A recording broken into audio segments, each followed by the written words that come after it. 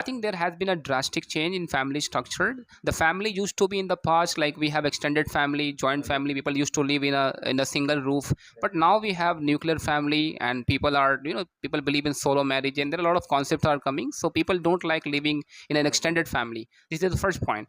Second point. So like this, you can do it, inshallah. Okay. You want to continue Yeah. or yes? Uh, Also, I see there has been a drastic change Right. in families nowadays. So before there were an extended family, Huh. and nowadays People used to live in people used to live under a roof. right. Single room. Huh. They were living as a joint family, Yeah.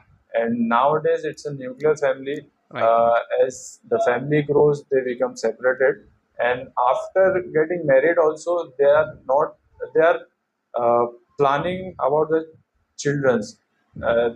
They are means Mm-hmm. trying to be isolated with one or two childs, because the reason behind it, I think, is the busy work schedule and unhealthy nature of body, Ha. Right. unhealthy nature. Right. I think these are the things which are Mm-hmm.